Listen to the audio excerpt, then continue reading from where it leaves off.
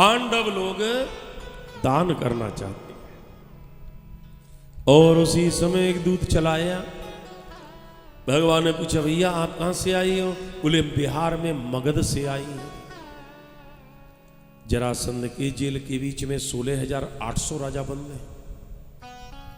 उन्होंने प्रार्थना की है, दीनानाथ इसकी जेल में सड़ करके मर जाएंगे तो कभी बाहर भी निकालोगे, इसलिए हम आए हैं। ये 16,800 कौन है ये? महाराज ये वो राजा हैं, 17 बार आपने हराया जरासंध के लिए, लेकिन 18वीं बार जब आपको वो जीत करके गया तो जिन भक्त राजाओं ने आपके विरोध में उसका संग नहीं दिया, 18वीं बार जीत के गया तो उनको जेल में बंद कर दिया, बंद पड़े। महाराज इससे मुक्ति कैसे होगी? भगवान ने कहा, उद्धव ये दोनों काम कैसे होंगे? बोले महाराज दोनों काम हो जाएंगे। कैसे? पांडव लोग राजसूय करना चाहते हैं। राजसूय तब तक नहीं हो पाएगा जब तक दिग्विजय न हो जाए। पांडव लोग सब जगह विजय प्राप्त कर सकते हैं, लेकिन जरासंध को जीतना तो पांडवों के बस की बात नहीं है। महाराज आप भी अकेले जाएंगे तो नहीं जीत पाएंगे। फिर आप जाइए, भीमसेन को ले जाइए और अर्जुन को ले जाइए। भगवान ने कहा, उद्धव तो हमारे कितने नीतिज्ञ मंत्री हो। भगवान ने नारद जी को भेजा, राजसूय के करवाएंगे। दूत तुम भी जाओ, राजाओं को मुक्ति भी करवाएंगे। भगवान श्री कृष्ण आकाश मार्ग से उद्धव को लेकर के द्वारका से इंद्रप्रस्थ आएंगे। भगवान ने युधिष्ठिर को प्रणाम किया, भीमसेन को प्रणाम किया, अर्जुन को हृदय लगाया, नकुल सहदेव को आशीर्वाद दिया। क्यों? युधिष्ठिर और भीम प्रभु से बड़े हैं उम्र में, अर्जुन बराबर का है, नकुल सहदेव आयु में छोटे हैं, इनको आशीर्वाद दिया। महाराज परमात्मा अवतार लेकर के व्यवहार कैसे करना चाहिए इसकी शिक्षा देने के लिए। हाँ? भगवान ने कहा, युधिष्ठिर दादा कैसे बुलाया? बोले पानी बाढ़ो नाव में, घर में बाढ़ो दाम, दोनों हाथ उलीचिए यही सयानो काम। नौका में जल बढ़े निकालो, घर में संपत्ति बढ़े निकालो। यदि नहीं करोगे तो एक दिन यही विपत्ति बन करके खड़ी होगी। राजसूय भी करना चाहते हैं। भगवान श्री गोविंद ने भीमसेन, अर्जुन, नकुल और सहदेव 4 लोगों को पूरा पश्चिम उत्तर दक्षिण अलग अलग दिशाओं में भेजा। अपार धन लेकर के आई हैं। क्यों? राजसूय यज्ञ में महाराज ब्राह्मण संतों को प्रसन्न करना है, जो मांगेंगे देना होगा। इसलिए राजाओं को जीत जीत करके अपार धन लेकर के आई हैं और युधिष्ठिर का कोष भर दिया। भगवान ने कहा, दादा भीमसेन आप पूर्व दिशा में गए थे, दिल्ली से जगन्नाथपुरी तक का क्षेत्र पूर्व दिशा है।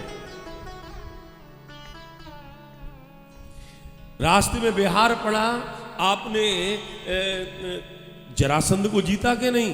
भैया जरासंध को तो नहीं जीता। क्यों? वो हमसे शक्ति में ज्यादा है। भगवान श्री कृष्ण अर्जुन और भीमसेन आकाश मार्ग से मगध में गए, युद्ध की याचना की। प्रातःकाल दान करता था ये जरासंध, जो मांगे उसको देता था। अब इन तीनों ने क्या काम किया कि तीनों ने याचक का वेश बनाया और याचक का वेश बना करके पंक्ति में लग गए। जरासंध ने कहा, जब इनको भिक्षा देने को हाथ बढ़ाया, इन्होंने हाथ पीछे कर लिया। ना, ये नहीं चाहिए। क्या चाहिए? बोले जो मांगेंगे देगा हमें। बोले बोलो क्या चाहिए? बोले त्रिवाचा भर। जरासंध ने कहा जब सामने आकर हाथ फैलाई दिया तो यदि तुम मेरे प्राण भी मांगोगे तो तुमको प्राण दे दूंगा। अच्छा, तो हमारे लिए केवल एक चीज चाहिए, क्या? युद्धम नो देहि राजेंद्र और द्वंद्वशो यदि मन्यसे। यदि आप हमको कुछ देना चाहते हो तो केवल एक चीज दीजिए, क्या? हम आपसे मल्ल युद्ध करना चाहते हैं। द्वंद्वशो यदि मन्यसे। जरासंध नीचे से ऊपर तक देखे कि भाई ये तुम लोग हो कौन? याचक का वेश और युद्ध, और वो भी मुझसे। जरासंध ने कहा युद्ध तो करूंगा, पहले बिना परिचय दिए नहीं। भगवान का परिचय तो दे देंगे पर युद्ध तो करेगा ना। बोले वचन दे दिया युद्ध करूंगा। महाराज तीनों अपने रूप में दिखाए। बोले देख ये भीमसेन और ये अर्जुन और अनयोर मातुले यम्माम कृष्णम जानी ही तेरकुम। ये ब्रकोदर भीमसेन, ये अर्जुन और इनका ममेरा भाई कृष्ण, तेरा शत्रु तेरे सामने खड़ा है। भीमसेन को देखा, अर्जुन को देखा, लेकिन जरासंध ने कहा कृष्ण भगोड़ा मैदान छोड़ करके भाग गया और फिर सामने छाती निकाल करके आ गया, तुझसे तो युद्ध करेंगे ही नहीं। अर्जुन आयु में छोटा है, नहीं लड़ूंगा। हाँ भीमसेन की ताकत और मेरी ताकत बराबर की है। भगवान ने कहा तीनों ही तिसेरा हैं, कोई से भी लड़ ले। धर्म युद्ध होगा, सुबह सूर्योदय युद्ध प्रारंभ, युद्ध सूर्यास्त हुआ बंद। अब महाराजन का युद्ध प्रारंभ हुआ। अरतनी द्वे अरतनीभ्याम जानुभ्याम चैव जानुनी।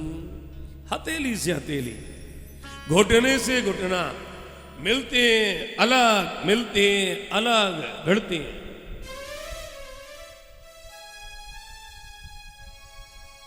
दिन में एक दूसरे को मारने के लिए युद्ध करते हैं और रात में एक जगह बैठ करके स्नेह लेप लगवाते हैं। तेने मेरे यहां मारा, बोले तेने मेरे यहां मारा, बोले देख मेरे यहां दर्द, बोले देख मेरे यहां दर्द। दिन हुआ युद्ध प्रारंभ। महाराज जरासंध से संग में युद्ध करते करते अनेक दिन इनके व्यतीत हुए।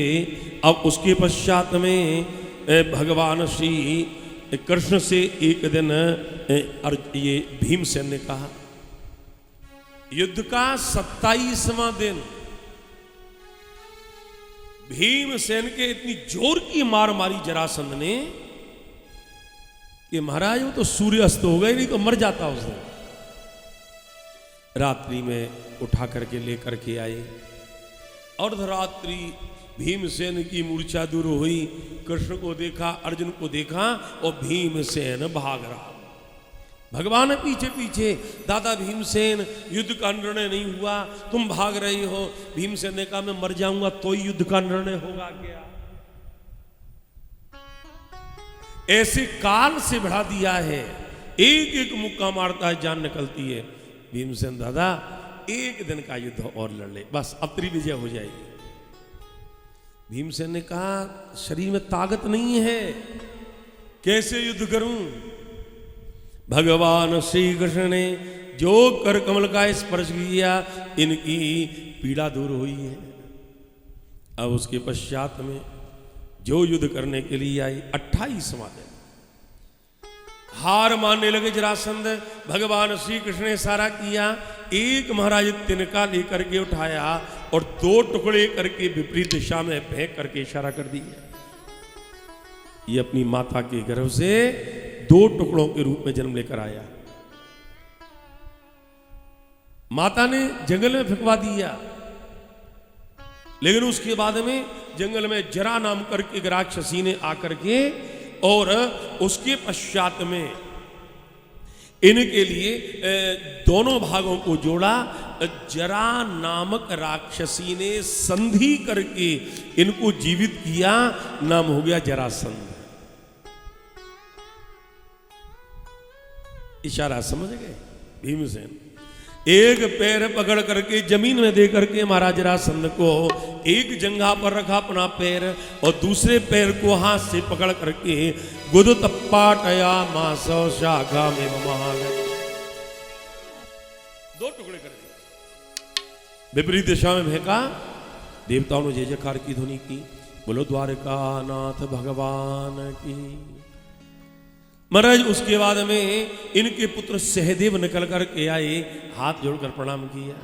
द्वारकानाथ, आपने मेरे पिता को मरवाया, मुझे मत मरवाना। अरे बेटा, पिता को मरवाया तो बेटे को मरवाया, ये कोई जरूरी तो नहीं है। गद्दी पर बैठो, हमें तो तुम्हारा वैसे भी बिहार का राज्य, मगध का राज्य नहीं चाहिए, आप गद्दी पर बैठो। गद्दी पर बैठाया, माथे पर तिलक दिया। अब आज्ञा करिए। बोले तुम्हारे पिता की जेल खाने में 16,800 राजा बंद हैं, उनको जेल से बाहर निकालो, जेल से बाहर निकालो। क्षौर कर्म करवाया, स्नान करवाया, सुगंधित द्रव्य समर्पित किया, सुंदर वस्त्र श्रृंगार करके, और राजा जब बाहर निकले, भगवान श्री कृष्ण खड़े हुए थे। भगवान श्री कृष्ण के चरणों में प्रणाम किया।